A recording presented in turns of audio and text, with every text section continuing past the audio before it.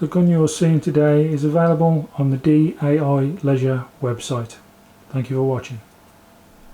Hello ladies and gentlemen, it's test and review day for our Kral MP03. Now this is a gun that I've not done much shooting with, but what I have done with it, which was in the pellet test, really surprised me. It's been amazingly accurate, so I'm expecting good things from this today.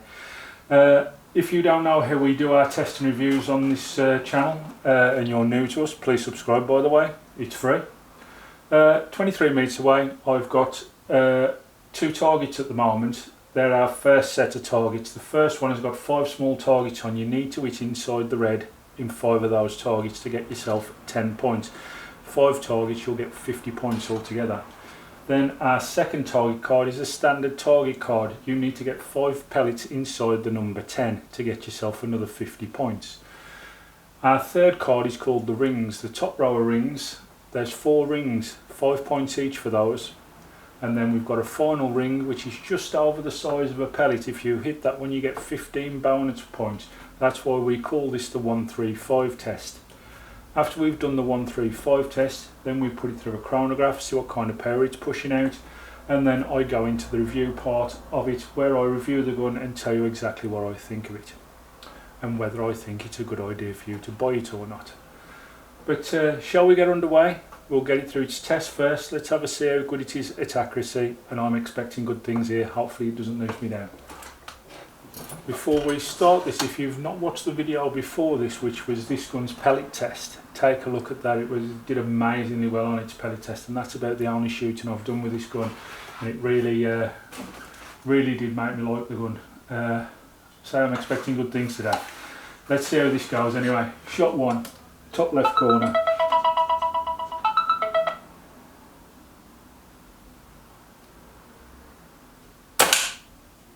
Wow, what's happened there? That's not good. Something's happened. Not quite sure what. There you go, that's the first shot on target.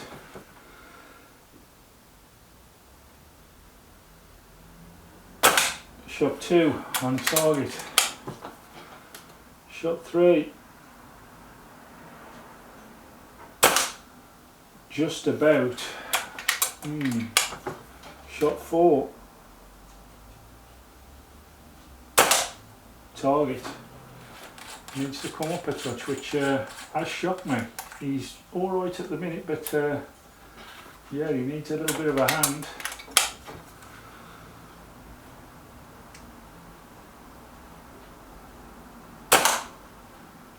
Just about there with shot 5 as well.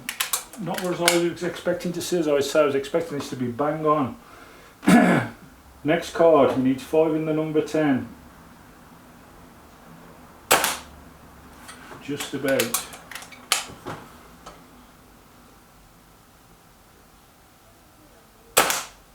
No, I don't know what's going on here.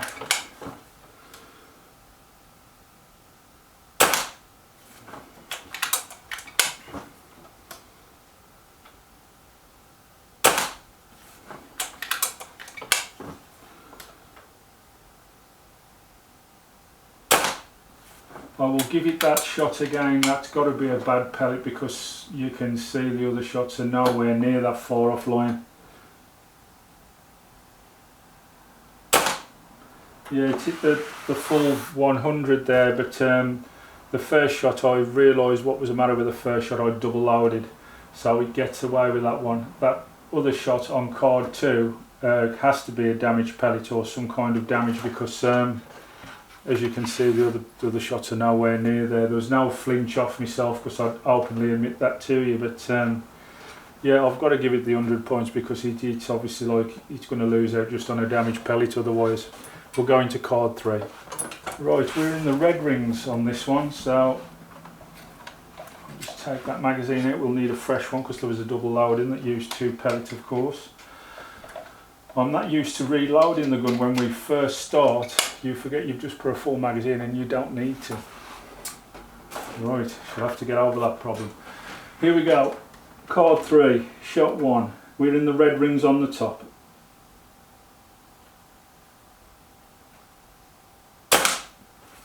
Good shot.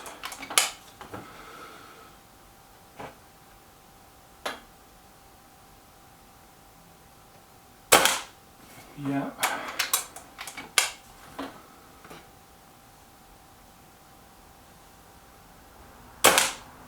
Yeah.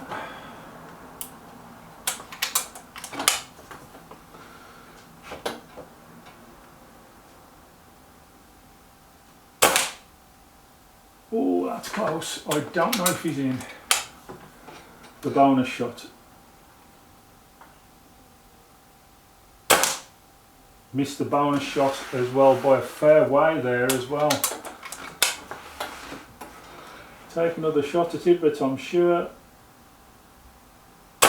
well, I'd have got it with that shot, but the shot on the day was wide, so that's what I'll count. I'll go and see whether he hit that last one as well on the top row. It looks like he scored a 120 or maybe 115. Well, he scored a 120, which is a pass. Because we say anything over 110's a pass, is it a 120? Now, you've seen a few of the shots there seem to veer off by quite a way, and I've got a feeling that that could be down to this not being regulated. I think the valve doesn't open up as far as it should sometimes and gives you a little bit less power, and obviously as it swirls its way down the barrel it veers off because the power isn't there. And I think that's what happened with the final shot, and maybe with the other one. I had a feeling how far that one shot away, it was got to be a damaged pellet. Even with the kind of the valve down, it shouldn't really do that. But anyway, 120, so he's passed. It's not brilliant, I've got to admit I thought this would hit 135, no problem. When I was pellet testing it the other day, it was bang on every shot, pellet upon pellet. It might be a fact that the air's coming down a bit now and it's hitting a power curve and dropping. It could actually do with some air in now, so I'll sort that problem out before we do our next part, which is obviously the chronograph. Okay then, 5 shots over the chronograph with the MP03. Now, before we start this, there's something that I'm going to show you. This is the original readings that they say they give you from the factory. Hopefully you can see them there quite clearly. I'll just draw you back a bit, I'm not sure how the vision will be on that. But that was the original ones, and just in case it is hard to read, it was doing 11.31, 11.35, 11.43, 11.35, 11.51, 11.27, 11.35. Those kind of ranges. So between 1163 and the bottom one was 1127. Quite a spread there, but anyway. The pellets that I'm using, they used on their test RWS Superfields. Obviously this is matched with the JSB Exact Jumbos, and I'm sure they're around more or less the same weight. Yeah, the pellet weight was 15.9. I think these are 15.89, so 0.1 isn't really a massive difference. Let's have a see what our test says when we put 5 over it now. Shot 1.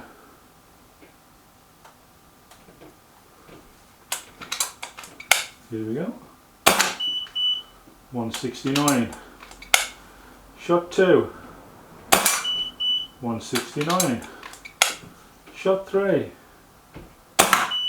170. Shot 4. 169. And the last one, all very close these. Last one, 169.7 again. So they're all in all around the same area. We will give it 170 because they were all 169.7 and there was a 170 point something in amongst the mix there. So we'll give it 170 and see what we come up with. Okay, so we've put our calculations into the muzzle energy calculator, and what we're getting is our projectile. Of course, I've given it 15.9 because of its weight. It was 170 meters per second. That exchange down to feet per second was 557.7 feet per second. That gave us a power output of 10.98 foot-pounds and an energy expressed in joules as 14.89. So it's definitely not on the same level as the sheet from the factory said, but it's just around that 11 foot-pound mark, which isn't too bad. So yeah, it's not what on the readings that it came from the factory, but it's there or thereabouts. And finally, our review on the gun. Well, what do we think about it? I'm going to be quite honest with you. I think I let the air pressure get too low on its test. and it could have done a lot better than that. I don't know if you noticed, the pellet kept dropping lower and lower, and I think if this was fully aired up, ready for its testing review, it had got an half a tank in, and I thought that was going to be plenty enough to do it.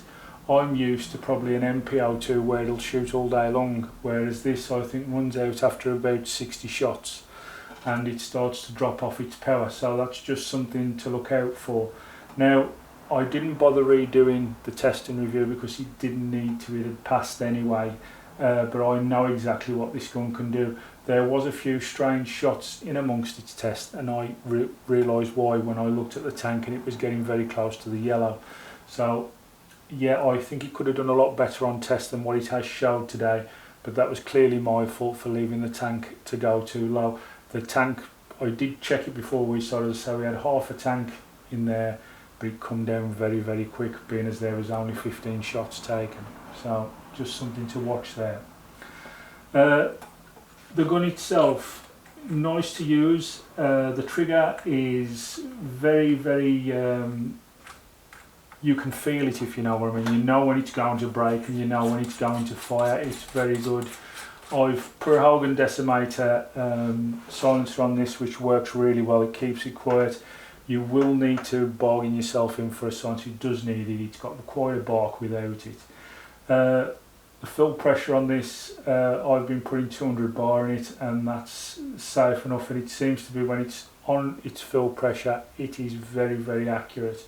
So yeah, I've got a Wolf Sport 3B9B40 scope on this, and that seems to work really well with the gun as well. Obviously there's all the adjustments in the world you would want from this. You can adjust the length, you can have the cheek pieced up.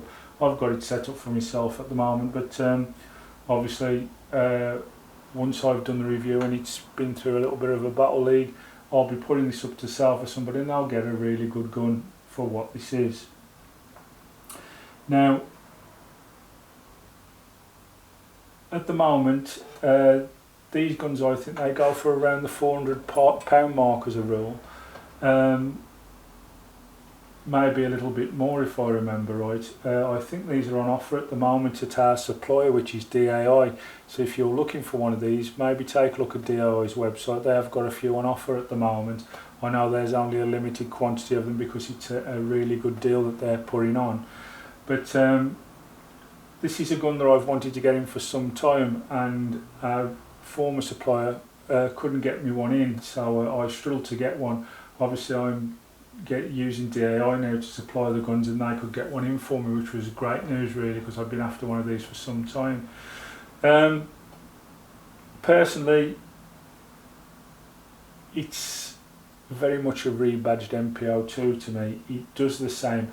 The MPO2 is a brilliant little gun that's not regulated in any way. It's just nice and accurate with it as it is, and this works exactly the same. This astonished me when I put it through the pellet test. If you watch that video back, this was bang on the button. This put 5 pellets, pellet upon pellet, and really did well. As I say, I think it did not so well in its test today due to the pressure in the bottle was dropping low. But besides that, I think this would have hit a 135, I really do. The aesthetical look at the gun, it does look very tactical, which a lot of manufacturers are now doing. They're obviously doing a traditional standard rifle, and they're doing a tactical as well, which is their option if you like a tactical gun. It's a really nice looking gun, to be fair. It depends on what your preference is and what you like, but if you like a tactical gun, it's quite a nice looking gun. Personally, I've got no preference. I don't really want, all I want a gun to do is to do what I want it to do, and that's be accurate. You can have all the aesthetics and all the looks as well, but if it's not accurate, the gun's worth nothing. Let's face it. You've bought a gun to hit something, and you want it to be on target and accurate. Don't worry about looking at the gun. Does it do what you want it to do? And this gun will, and that's what you need to think about. It will hit the target. I know today's probably not suggested that on its test, but trust me, filled up right and shooting as it should. It's me not knowing the gun. I thought with half a tank in there, there'd be plenty in there to get me through the test, but there wasn't. It's not a massive tank on this. I think it's about a 280cc bottle. I think you get about, with the 2.2, about 60 to 70 shots max. So yeah, there wasn't as much air in there as I thought it would be. So, but it still passed, as I say, it's still done really well, so I'm not really that fussed, it's got through. But recommendations wise, would I say buy one of these?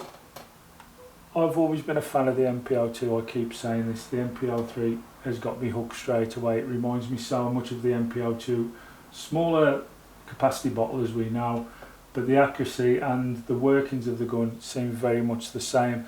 And don't forget, we're still talking about guns that are classed as really as the, shall we say, the bargain end of the scale of the air guns. But this again, for the price, is fantastic. If you can pick one of these up for around the 400 to 450 pounds mark, they're a good buy. They will give most other guns, you know, a battle for the money, a run for their money, shall we say. So yeah, I would always suggest try one of the Krals out. They are a good buy. You'll always get a recommendation from me, and that's what you want me to do when I review. Would I recommend one of these? Yes, I would. If you want a lot more shots, go for the MPO2. If you want a few less shots and you like the tactical, go for the MPO3. Is my advice. Always remember, as I say, MPO2 or MPO3, that you will need that silencer. They do have quite a bark, but they do have an 1/2 inch UNF thread on the end, so it's easy enough to buy a silencer to match. All that being said today, power wise 11 foot-pounds, it's just on the limit where you want it to be. You don't really want to be any lower than 10.5 foot-pounds really, but you know, it's been there, it's on 11, it's in the middle. And these are quite a choked barrel, I believe, so this might free up over time. The more and more pellets that I put through it, might pick up a little bit more. It's been matched today with the JSB Exact Jumbo Diablos. Those come out brilliant in test. They were putting pellet on pellets. I was going to put it through another test if needs be, with just any pellet from other manufacturers. It didn't need it, it was spot on with those, and I wouldn't change those pellets. I'm going to end the review there and just say, yeah, if you're looking for a tactical, accurate gun at a bargain price, this is probably going to be the gun for you. Look out for one of these, and if you get a chance to try one, or any one of the gun operators or sales will give you a go at one, try one, you'll be quite impressed if they've got one tuned in and ready for you to use. These are a fantastic buy for what they are. Thank you all for watching. Speak to you soon. Bye bye.